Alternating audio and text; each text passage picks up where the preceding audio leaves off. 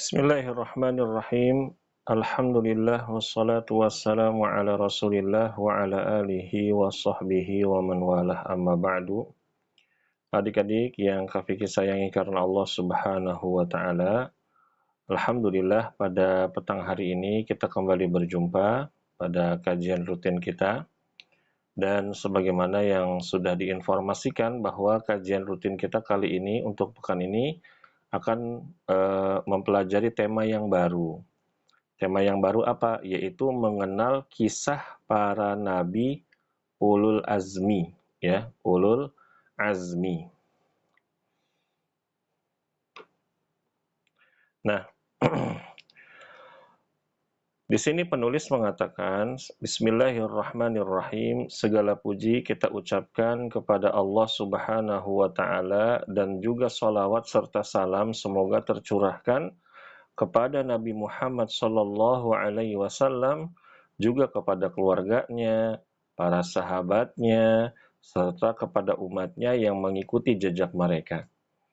Mengenal kisah para nabi yang bergelar dengan ulul azmi, adik-adik, sangatlah penting. Karena di antara para nabi dan rasul yang diutus oleh Allah, para ulul azmi lah yang paling banyak diuji ketika berdakwah, yang paling bersabar dan paling gigih dalam berdakwah. Semoga dengan kita mempelajari dan mengenal kisah mereka, kita semua bisa mengambil pelajaran dan bisa mengamalkan apa yang terkandung di dalam kisah mereka alaihimus salatu wassalam. Ya. Nah, apa sih ulul azmi itu? Nah, adik-adik ya, kita kenalan dulu nih dengan tema yang akan kita pelajari. Ulul azmi, adik-adik, ya, berarti orang-orang yang memiliki keteguhan hati. Tuh ya, keteguhan hati itu orangnya tuh punya semangat yang kuat. Ya, orangnya nggak mudah belak-belok. Hatinya selalu menginginkan kebaikan. Lalu kesabaran dan tekad yang kuat dalam menyebarkan agama, yaitu agama Islam, dan menghadapi cobaan. Nah, cobaannya dari mana? Banyak. Ada cobaan dari setan, gangguan dari setan, terus apalagi gangguan dari umatnya, bahkan gangguan dari keluarga sendiri. Ya, adik-adik. Gelar ini diberikan kepada 5 rasul pilihan, yaitu Nabi Nuh, Nabi Ibrahim, Nabi Musa, Nabi Isa, dan Nabi Muhammad. Karena kesabaran atau ketabahan luar biasa mereka dalam berdakwah. Ya. Lalu adik-adik yang Kak Fikri sayangi karena Allah Subhanahu wa taala, kata ulul azmi diambil dari bahasa Arab. Ulul itu artinya memiliki, ya. Ya, ulu artinya memiliki atau mempunyai. Sedangkan al-azmi ya ini artinya keteguhan hati, tekad yang kuat dan juga kebulatan tekad. Jadi orangnya tuh punya keinginan yang sangat besar, semangat yang besar dalam berdakwah, ya. Coba Kak Vicky mau tanya nih, tadi siapa aja nabinya? Ulul azmi itu adik-adik. Yang pertama siapa? Siapa yang bisa jawab?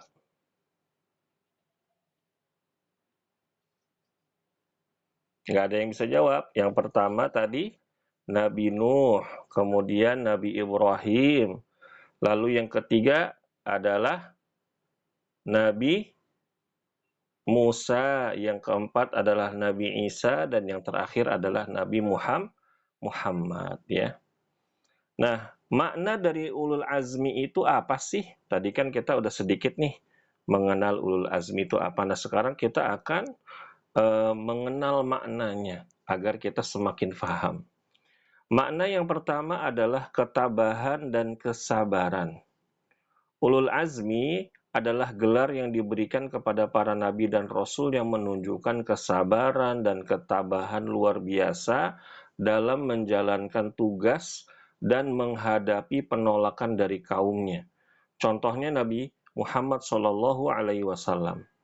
Ya, diriwayatkan adik-adik rahimakumullah, Nabi Muhammad Shallallahu Alaihi Wasallam itu ketika berdakwah di Mekah itu kan banyak godaannya, ya, banyak tantangannya, banyak penolakannya. Akhirnya beliau ingat bahwa beliau itu ada kerabat karena beliau waktu kecil itu diasuh oleh ya ibu sesuanya Halimah ya di daerah Taif. Maka beliau pergi ke Taif. Nah, jalan kaki adik-adik rahimakumullah ya. Jalan kaki ke sana dan dari Mekah ke Taif itu jauh banget ya. Lalu sampai di Taif, beliau bukannya disambut malah dijahati. Ada yang melukai Nabi Shallallahu Alaihi Wasallam, ada yang mengejek beliau Shallallahu Alaihi Wasallam, ya, dan lain-lain. Nah, itulah contoh ya kesabaran dan ketabahan dalam berdakwah. Kemudian yang kedua, gelar istimewa. Jadi ulul azmi itu adalah gelar yang Allah berikan kepada 5 nabi yang istimewa. Nah, ulul azmi adalah gelar kehormatan yang dianugerahkan Allah Ta'ala untuk para rasul pilihan yang kedudukannya sangat istimewa karena ketabahan dan kegigihan mereka dalam menyebarkan ajaran tauhid. Lalu yang ketiga, ini sebagaimana yang Allah firmankan di dalam surat Al-Ahqaf ayat 35, arti dari ulul azmi yang berbunyi, Fasbir kama sabara ulul azmi minar rusuli wa la tasta'jil lahum. Maka bersabarlah engkau wahai Muhammad ketika berdakwah, ketika mengajarkan agama Islam, ketika mengenalkan tauhid, ketika menjelaskan kesyirikan kepada umatmu. Sebagaimana kesabaran-kesabaran atau sebagaimana kesabaran rasul-rasul ulul azmi ya sebelum kamu, yaitu tadi Nabi Nuh, Nabi Ibrahim, Nabi Musa, dan Nabi Isa. Dan janganlah kamu meminta azab disegerakan untuk mereka. Ya, jadi jangan baru berdakwah sebentar kata Allah, ya, udah nggak tahan, udah nggak sabar. Ya udahlah ya Allah karena kaumku menolak, nggak mau nerima dakwahku, ya udah musnahin aja nih umatku, dibinasakan saja. Nah, tidak boleh. Kata Allah agar bersabar. Ya. Kemudian adik-adik, kita akan mengenal kisah Nabi Nuh alaihi salam. Nah, dari sini nanti ada bagian-bagian ya adik-adik ya. Nah, ini ada gambar bahteranya nih. Tapi ini hanya apa namanya? Hanya ilustrasi saja. Nabi Nuh alaihi salam adalah rasul pertama dan sekaligus nabi yang bergelar dengan ulul azmi pertama yang akan kita kenal, ya.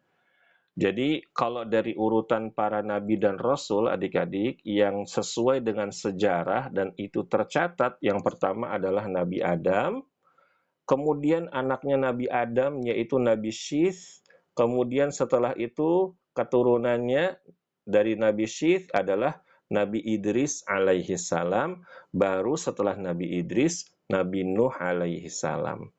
Tapi Nabi Nuh alaihi salam ini adalah nabi sekaligus rasul, ya. Sekaligus rasul, dan beliau adalah rasul pertama. Ya, biasanya kalau rasul itu adik-adik diutus untuk memperbaiki akidah umatnya. Ya, misalkan nih, kan dari Nabi Adam udah ada nabi, lalu ada Nabi Syith, ya, lalu ada Nabi Idris. Nah, biasanya setelah nabi ini nih, udah nggak ada nabi lagi, terus umatnya jadi berubah. Umatnya jadi banyak melakukan kesyirikan, ya menyembah selain Allah, melakukan kekufuran, mengubah-ngubah syariat Allah, hukum-hukum Allah diubah. Nah, Allah utus Rasul. Untuk apa? Untuk mengingatkan mereka, menyeru kembali kepada Allah Subhanahu wa Ta'ala, beribadah, menjelaskan ini kesyirikan, dan biasanya diutus oleh Allah kepada kaum yang banyak, ya, bukan hanya kepada golongan tertentu. Terus apalagi membawa peraturan alias syariat dari Allah Subhanahu wa taala untuk diamalkan. Nah, itu biasanya Rasul ya, adik-adik ya. Nah, nama dan nasab beliau adalah, ya adik-adik ada yang mau baca nggak nih? Namanya Nabi Nuh, dari Nabi Nuh sampai Nabi Adam. Siapa yang mau baca? Silakan. Ya, Janu silakan. Akun Janu Ismadi. Siapa namanya?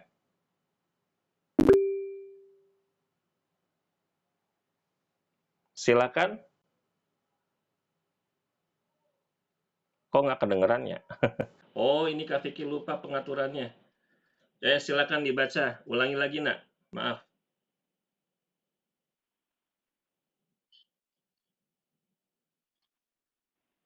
Suaranya kecil.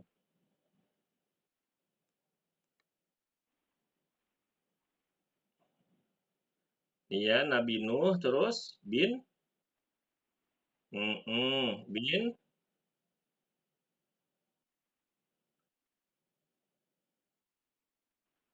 Suaranya kurang jelas, nak.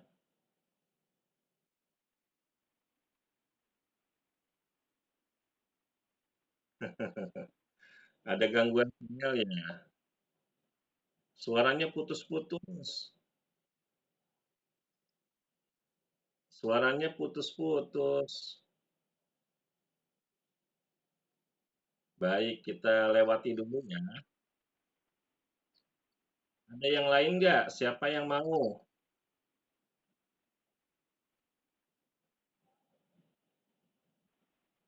Baik deh, kalau gitu Kak Vicky aja yang baca. Soalnya sinyalnya kurang jelas ya adik-adik ya. Yang pertama maaf, Nabi Nuh namanya adalah Nabi Nuh bin Lamik bin Matuslах bin Idris bin Yarod bin Mahlayil bin Qainan bin Anusi bin Syif bin Adam.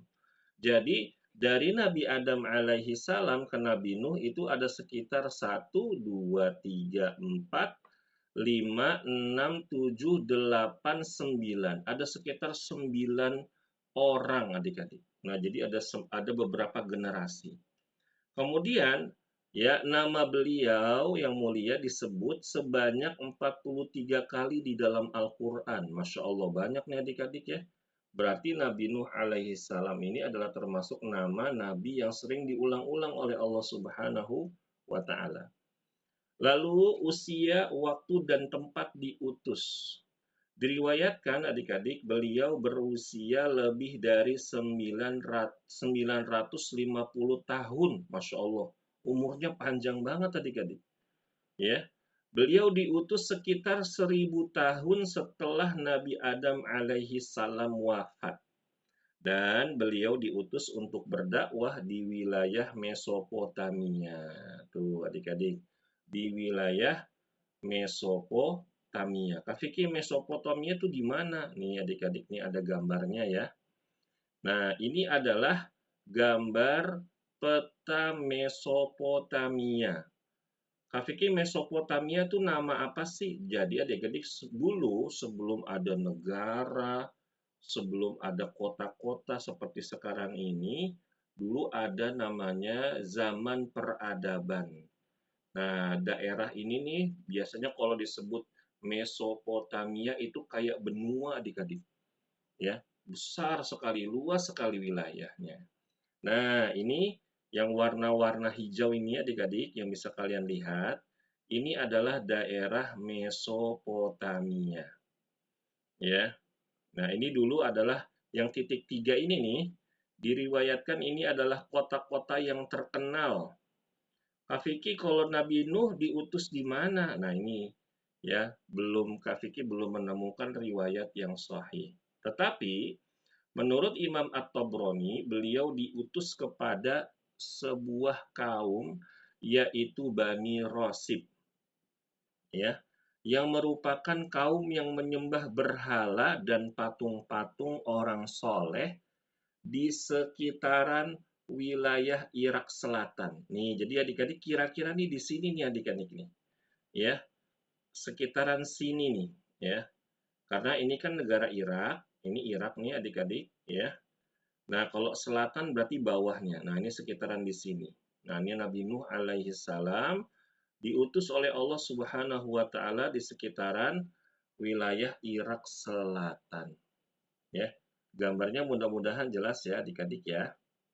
Kemudian, di sini kita akan menceritakan awal mula terjadinya kesyirikan di muka bumi adik-adik, ya. Nih Kak Vicky bawakan berapa patung nih? Ada 1, 2, 3, 4, 5. Nah, ini untuk ilustrasi saja ya. Ada 5 patung. Dihafalkan adik-adik. Nah, adik-adik yang Kak Vicky sayangi karena Allah, kita semua sudah tahu kalau yang namanya dosa syirik atau kesyirikan adalah dosa yang terbesar dan tidak akan diampuni oleh Allah Subhanahu wa taala jika pelakunya tidak mau memohon ampun kepada Allah, nggak mau bertaubat. Adik-adik.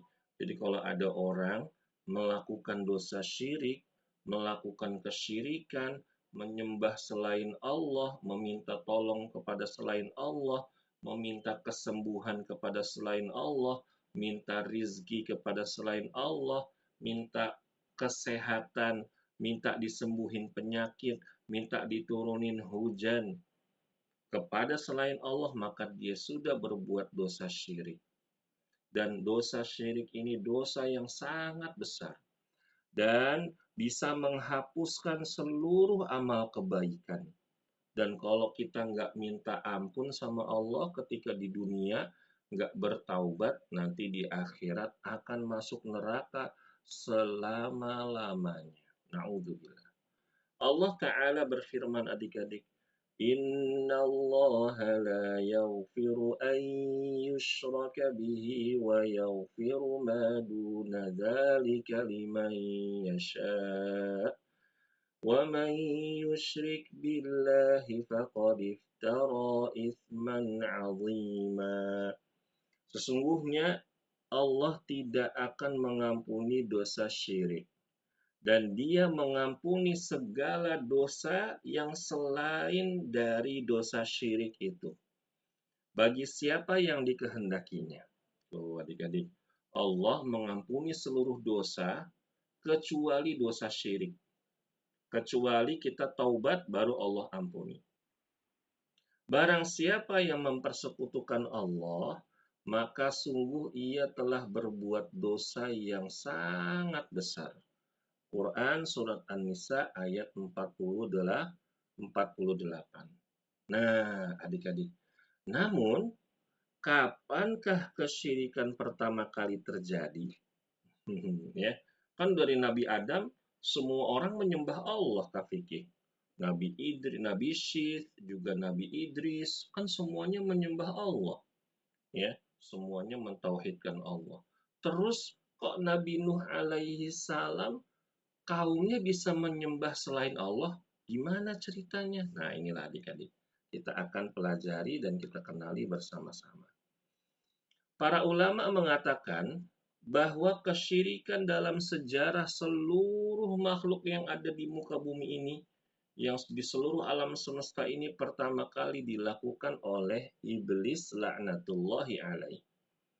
Allah Ta'ala berfirman, وَمَنْ يَقُلْ مِنْهُمْ إِنِّي إِلَهٌ مِنْ دُونِهِ فَذَلِكَ نَجْزِيهِ جَهَنَّمَ.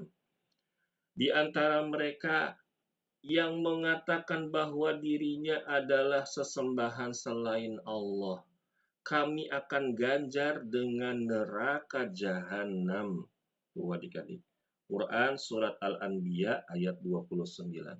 Para ulama ahli tafsir mengatakan, maksud dari ayat ini adalah iblis yang pertama kali melakukan dosa syirik. Dia mengaku bahwa dirinya adalah Tuhan selain Allah. Adik-adik, selain iblis, ada nggak manusia yang mengaku dirinya sebagai Tuhan? Ada yang kenal nggak siapa namanya? Hmm? Siapa? Dewa. Iya betul, Fir'aun. Betul sekali. Fir'aun ya adik-adik. Kata dia di surat An-Nazi'at, Ana Rabbukumul A'la. Ya Allah, aku adalah Tuhan yang paling tinggi, kata Fir'aun. Padahal dia kecil.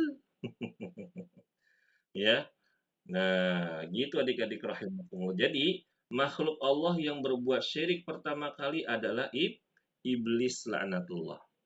Kemudian setelah itu, ya, adik-adik rahimakumullah, dosa syirik yang pertama kali dilakukan di muka bumi ini ternyata dilakukan oleh kaum Nabi Nuh alaihi salam.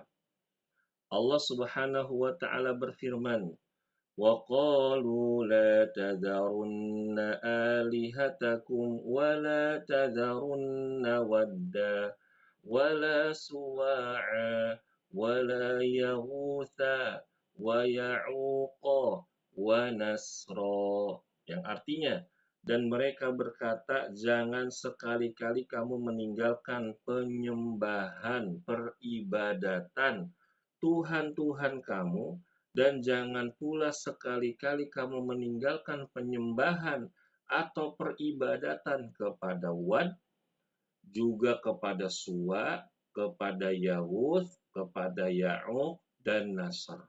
Ada 5 orang nih adik-adik. Allah berfirman di surat Nuh ayat 23. Nah, Ibnu Abbas radhiyallahu anhu yang nama aslinya Abdullah, dia berkata, ya beliau berkata, maksud dari ayat ini adalah nama-nama orang soleh di zaman Nabi Nuh alaihi salam.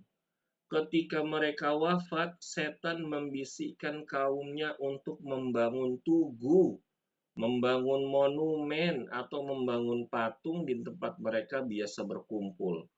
Tempat Waalaikumsalam, apa namanya, duduk-duduk tempat mereka ketemu adik-adik. Nah, ketika mereka buat monumen, ketika mereka buat patung, itu belum disembah adik-adik rahimakumullah, ya. Belum disembah. Jadi mereka itu cuma buat kenang-kenangan aja bikin patungnya, bukan buat yang lain-lain, ya. Nah, namun ketika generasi tersebut wafat lalu ilmu hilang, maka patung-patung itu disembah oleh kaum mereka. Tuh adik-adik rahimakumullah. Ya, karena apa? Karena orang-orangnya banyak yang tidak berilmu.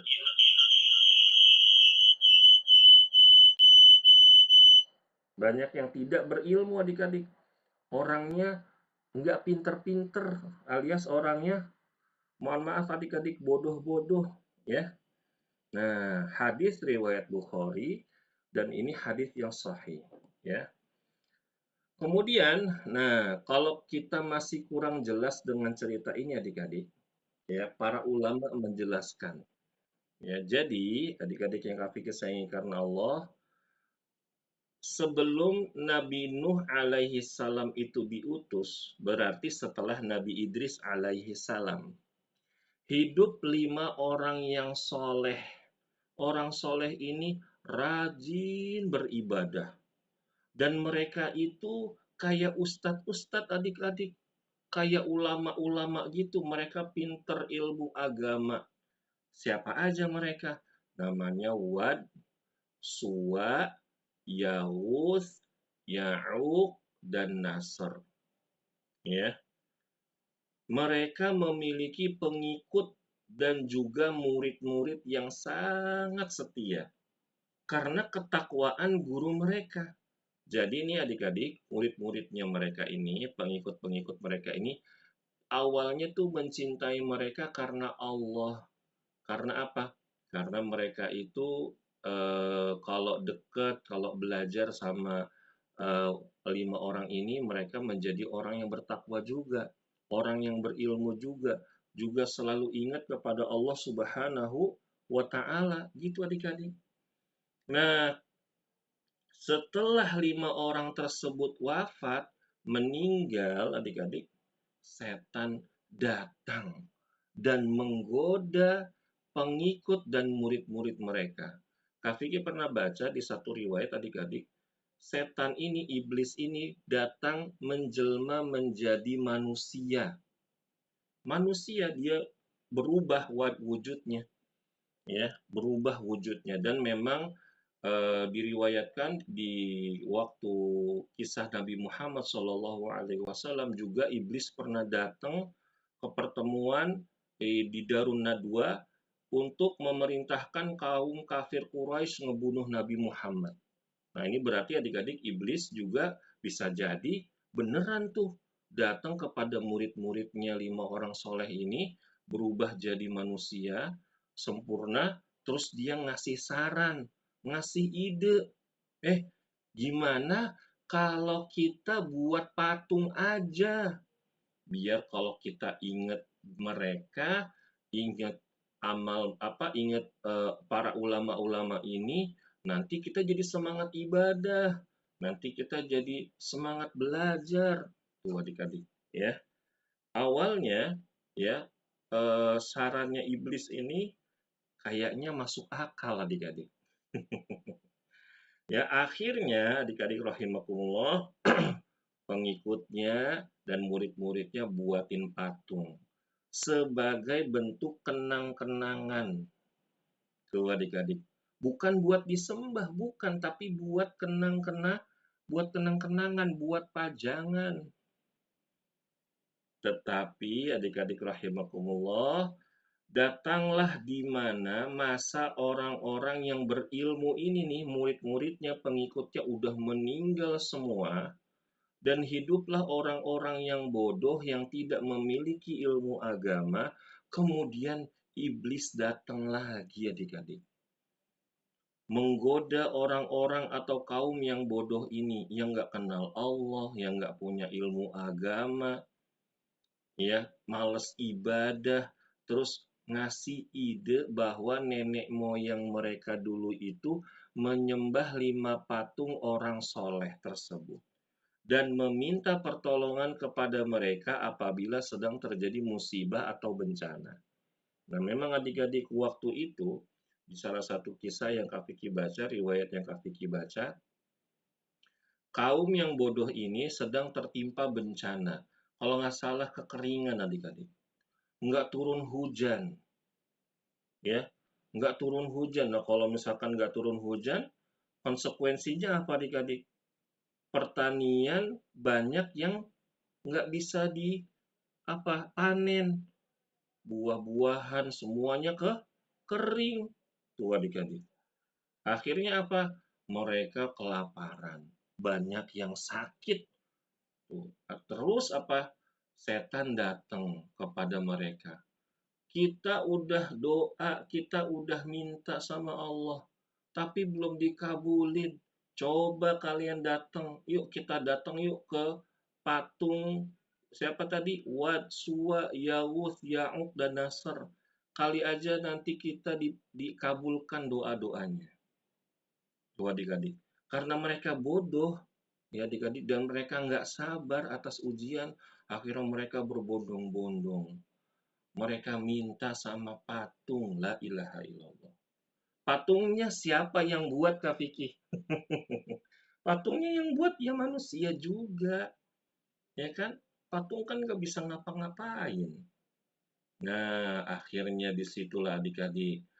Allah uji mereka juga. Ketika mereka minta sama patung, turun hujan. Ya, mereka tertipu sama siapa? Sama iblis. Gara-gara mereka bodoh, nggak mau belajar ilmu agama, nggak mau ikut kajian, nggak mau baca Quran, nggak mau baca hadits-hadits Nabi Muhammad SAW, atau nggak mau belajar ilmu agama. Akhirnya mereka tertipu sama siapa? Tertipu sama tertipu sama iblis laknatullahi alaihi. Loh kok tadi error ya adik-adik ya? Maaf ya. Tertipu sama iblis laknatullahi alaih adik-adik rahimakumullah. Nah, setelah itulah ya, adik-adik, mereka jadi nyembah siapa? Nyembah patung.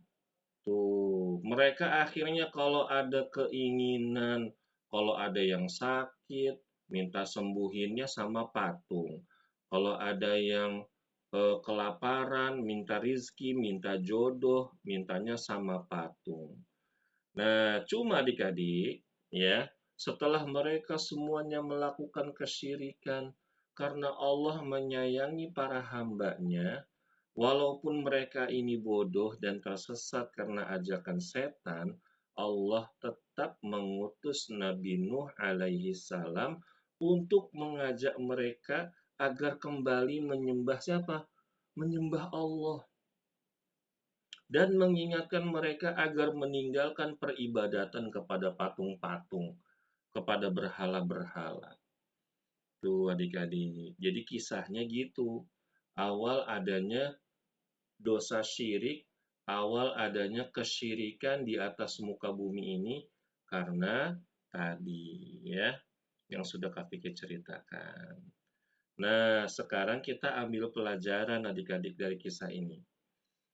Yang pertama, menyembah, memohon pertolongan, atau mengibadahi sesuatu selain Allah adalah kesyirikan. Dan itu dosa yang sangat besar dan harus dijauhi. Nggak boleh kita deket-deket. Adik-adik, siapa yang coba bisa ngasih contoh dosa syirik di zaman sekarang ini? Apa ya kira-kira contoh dosa syirik? Hmm? Siapa yang bisa jawab? Pak Raisa, rububiyahnya kenapa? Hmm? Rububiyah itu adalah mengesahkan Allah dalam pekerjaannya Allah seperti menciptakan, ngasih rizki, menyembuhkan, mematikan, menghidupkan. Ayo, siapa yang bisa kasih contoh dosa syirik? Hmm? Ih, pinter. Siapa namanya? Ukasha. Masya Allah, betul Ukasha. Ya, berdoa kepada selain Allah. Berdoa kepada selain Allah. Ya, misalkan pengen punya sepeda, minta doanya sama malaikat Jibril. Boleh nggak? Nggak boleh. Ya, malaikat Jibril, aku mau sepeda baru, kabulin dong. Nggak boleh begitu adik-adik. Tapi Kak Vicky kan malaikat Jibril baik. Tetap nggak boleh sayang. Ya, karena malaikat Jibril itu adalah hamba Allah, bukan Allah zat yang maha tinggi. Bukan, ya. Lalu yang kedua, setan mudah menggoda orang-orang yang bodoh, orang yang enggak belajar agama, malas ibadah, malas sholat, malas puasa, malas sedekah, ya, dan banyak melakukan dosa. Melawan orang tua, durhaka sama orang tua, nggak sopan sama guru, melawan guru, apalagi ngebully teman, berkata-kata kotor, berkata-kata kasar, bohong, mencuri, memfitnah orang, dan lain-lain. Wah, setan seneng banget tuh adik-adik tuh sama orang-orang seperti itu. Lalu yang ketiga, tidak boleh berlebihan kepada orang-orang soleh. apalagi sampai menyamakan mereka dengan para nabi atau bahkan dengan Allah. Tuh ya, di adik-adik nih, di Indonesia ada orang-orang nyuruh masang foto ulama, nyuruh pasang foto habaib di rumah-rumah mereka. Itu nggak boleh adik-adik. Ya, kalau lagi ada susah, kalau kalian lagi sakit, kalau kalian lagi seret rezeki, kalau kalian lagi ketimpa musibah, buru-buru tuh lihat foto habaib. Ya Allah, ya. Padahal adik-adik yang memberikan rizki itu Allah. Yang memberikan kesehatan, kesembuhan, mematikan, menghidupkan, mengatur alam semesta ini Allah. Masa kita disuruh ngeliatin foto orang? Foto itu sama kayak patung zaman sekarang adik-adik. Ya, nggak boleh kita masukin ke dalam rumah. Nanti setan nggak, nanti malaikat rahmat nggak mau masuk. Yang masuk ke dalam rumah kita itu setan. Bahaya adik-adik. Ya. Kemudian yang keempat, patung atau foto makhluk bernyawa adalah perantara yang digunakan oleh setan untuk menyesatkan hamba-hamba Allah.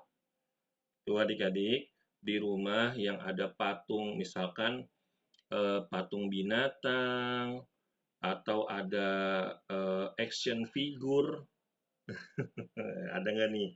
Misalkan ada mainan Naruto, bentuknya orang, ada matanya, ada mukanya, ya. Terus apalagi boneka-boneka adik-adik yang kayak boneka Barbie tuh adik-adik tuh ya. Ya, terus apalagi foto, foto orang nggak boleh ditaruh di dalam rumah. Terus Kak Vicky kalau foto keluarga gimana? Disimpan di dalam album, ditutup, jangan dipajang. Nanti setan seneng banget tuh adik-adik tuh, ya, sama foto-foto kayak begitu. Atau apalagi adik-adik, gak ada patung orang di rumah kita. Ih, ya, jangan. Itu seneng banget itu setan. Biasanya orang-orang yang meletakkan benda-benda, foto-foto atau patung-patung yang makhluk bernyawa, rumahnya itu nggak nyaman. Rumahnya itu apa? Rumahnya itu kayak ada sesuatu yang mengganggu, yaitu jin adik-adik. Bisa juga sihir, gampang tuh adik-adik tuh. Rumah-rumah yang ada patungnya, ada fotonya, gampang banget dimasukin sama sihir. Ya, karena apa? Karena foto salah satu media sihir yang paling manjur. Kalau ada dukun jahat nih adik-adik nih, mau nyihir orang, mau berbuat jahat sama orang, nyuruh jin adik-adik. Liatin aja fotonya, nanti fotonya ditusuk-tusuk, fotonya dicoret-coret, fotonya dikasih darah. Nah, biasanya nih, kalau Allah mengizinkan adik-adik, sihir itu dengan mudah bisa apa? Sampai kepada orang yang ingin disihir. Na'udzubillah. Nah, adik-adik rahimakumullah, karena sudah adzan dan materi kita pun juga sudah selesai, maka untuk hari ini kita cukupkan dulu. Sampai sini ada yang mau bertanya enggak? Enggak ada. Baik, kalau tidak ada adik-adik, kita cukupkan ya. Mudah-mudahan apa yang kita pelajari menjadi ilmu yang bermanfaat. Kita tutup. Subhanakallahumma wa bihamdika. Asyhadu an la ilaha